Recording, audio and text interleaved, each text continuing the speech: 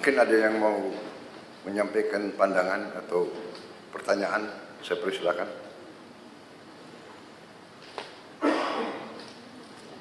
Silakan. Terima kasih Bapak Presiden.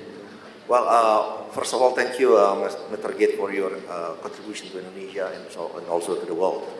Under the direction of Bapak Presiden, actually, as a Minister of Investment, and also at the same time, I lead the CEO of Danantara, which is our newly established sovereign wealth fund. And actually, yesterday morning, we had a discussion with your team, because in Danantara, we also setting up the Danantara Trust Fund. And, on the internal discussion, we are committed actually to put 1 to up to 2.5% of our dividend payout ratio. So if you look at the number, actually, every year in the Danantara Trust Fund, we are going to put every year at least $100 million. $100 million, and for the next 5 years, even 5 to 6 years, if we look at the number, actually we will pledge to put up to $1 billion in the Danantara Trust Fund. So there's a potential collaboration with Gates Foundation also, because we are looking also in the same line of industries such as education, health, sanitation, and poverty alleviation. So again, there's potential collaboration, and we look forward get your feedback also on this. Thank you.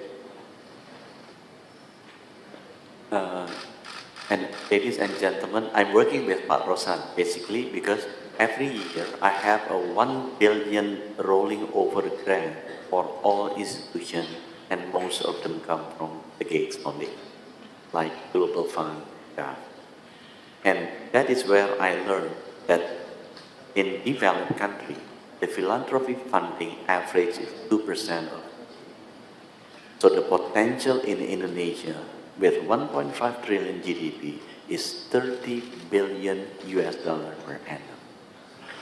However, many Indonesians would like to give, but the money they give they go through Indonesia, but through other countries. Because during COVID, I received a lot of grant from Pak Mukhtar, Sinar Wijaya, from Tanoto Foundation, but through other countries.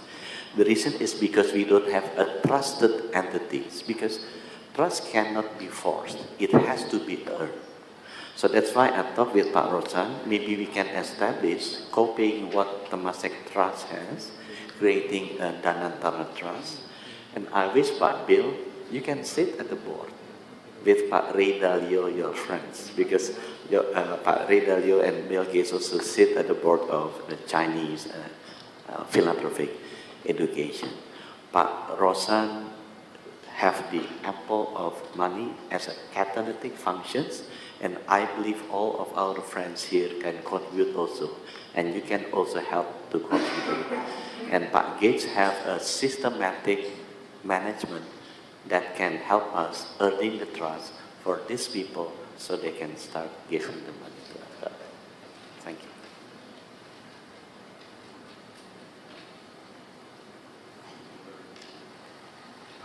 Mr. Gates, would it be possible to talk about non-health issues today? Certainly. Thank you. My understanding is that you're very interested and you've invested a lot of money in renewable energy. I've had several meetings with one of your partners, Edward Young, who is one of your partners, I believe still is one of your partners. So I'd like to know your thoughts about nuclear energy, SMRs. I understand you're in fact investing in Wyoming on nuclear energy, SMRs. You may know that our government is going to embark on a very ambitious nuclear power generation program. The second thing is on nature-based solutions. I'm very much into nature-based solutions and environmental issues. Reforestation, basically, is my passion, wildlife, and through wildlife, reforestation, and restore habitats for wildlife. So I'd like to know what you wanted to do and where you're going with your nuclear and your views on nature-based solutions. Thank you. Yeah, so, as I started doing the foundation work, it became clear to me that we need low-cost electricity to help countries develop. But I also started to be educated about climate change and, understanding that, we have to reduce emissions eventually to zero. And so I talked to my friends about, okay, can we make nuclear energy cheap? So I started a company in 2006 that's called TerraPower to make what's called a fourth generation reactor. Today's reactors are water cooled and they have a lot of pressure in the reactor. So they're a bit complicated, so often the cost can be very high. And so I thought, it's very hard to start a new design, but that would be a huge benefit. And so now it's taken longer than we expected. We started out as being a joint venture in China, and then the US government decided they didn't like us working in China. And so we had to change, and actually now, as you said, we're building our first reactor in the United States. There's a lot of countries that really need nuclear energy.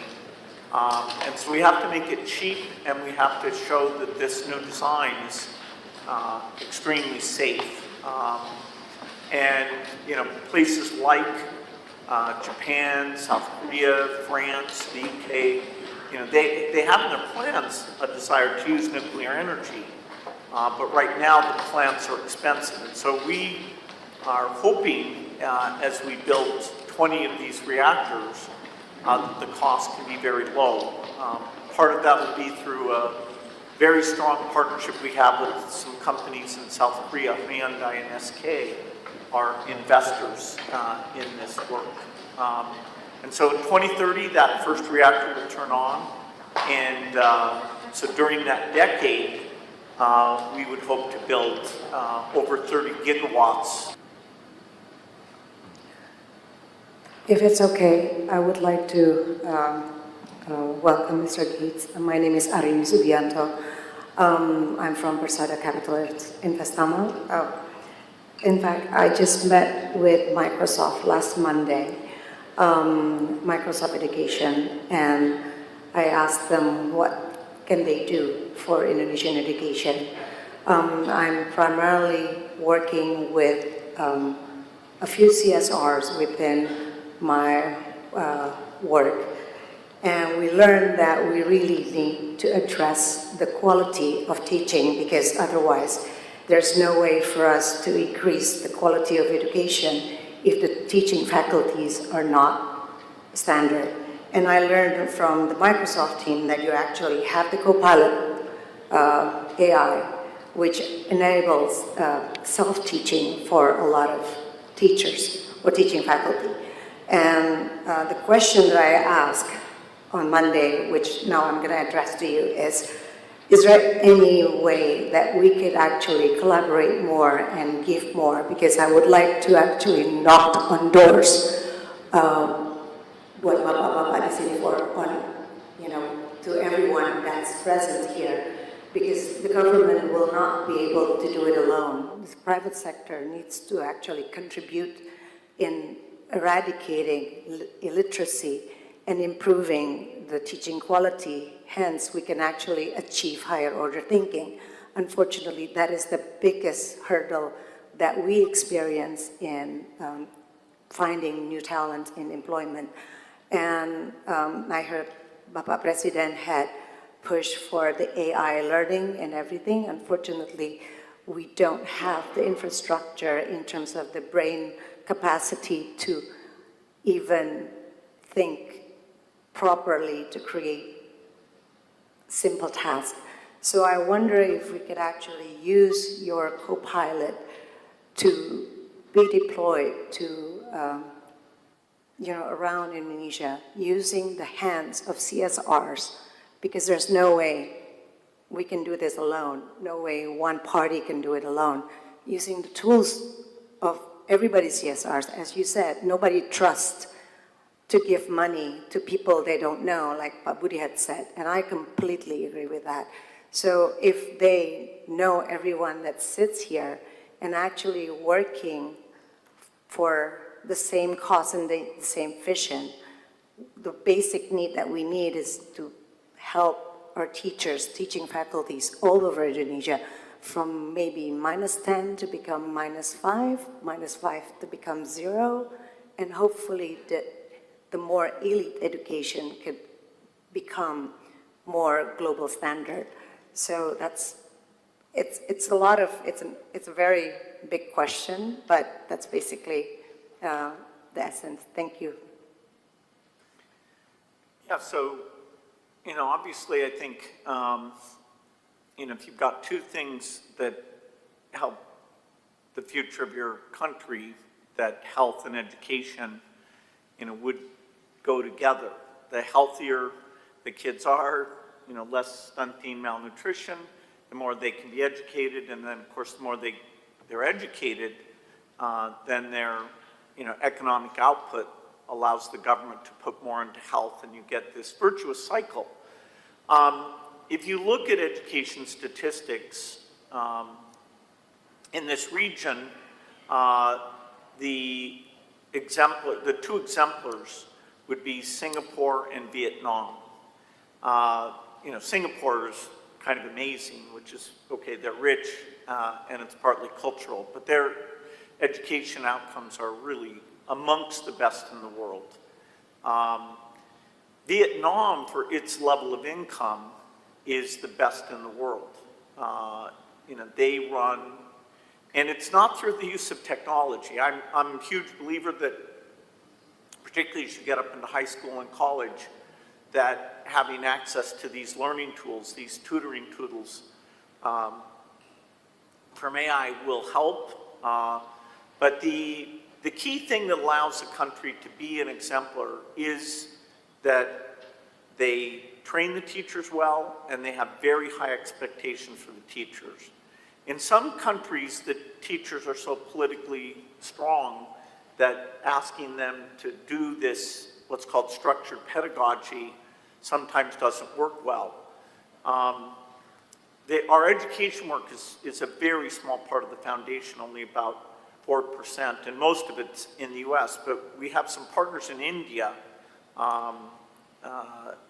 Ashish Dewan, who's actually a board member of the Gates Foundation. And India's a good story because 5 years ago I would have said to you, India is not very serious about education because the measurements, they weren't paying attention. But really in the last 5 years, they're adopting new practices, including structured pedagogy. They're seeing very good improvement from quite a low level.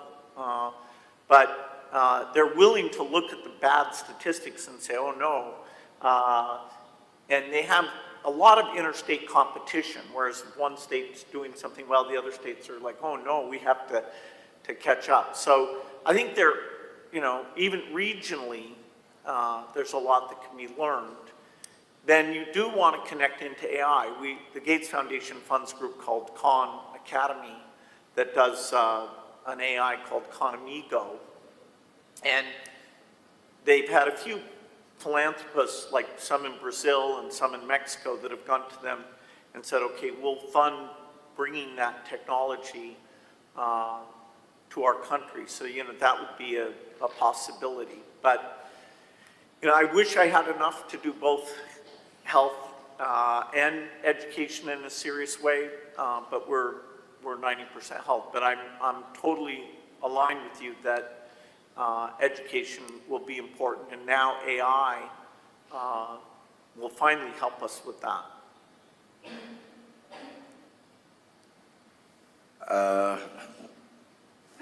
I think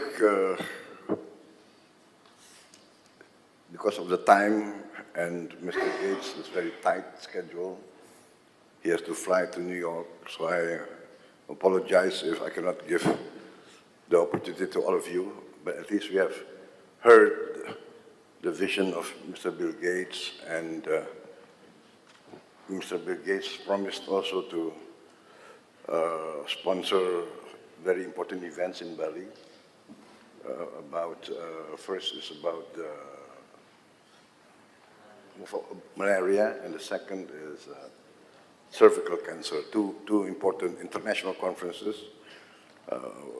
Most of the important stakeholders around Asia Pacific will be there, and we are talking more and more about how we can interface and cooperate with the Gates Foundation on many critical matters. So I think we thank you, Mr. Bill Gates, for spending some time with us. And once again, I would like to thank you on behalf of the Indonesian people and the government for your commitment and your attention to important issues that we face. And yes, so we would like to acknowledge your great contribution, and also we would like to work together with you in the future. Once again, thank you very much. Yeah. Well, thank you all. I look forward to coming up with partnerships in all these different areas. So it's great to be here. Ya, saya minta maaf yang barisan belum kenalan, saya kira bisa maju ke depan untuk kasih tangan ke beliau. Kapan lagi ketemu Bill Gates? Cepat-cepat, tukang foto cepat.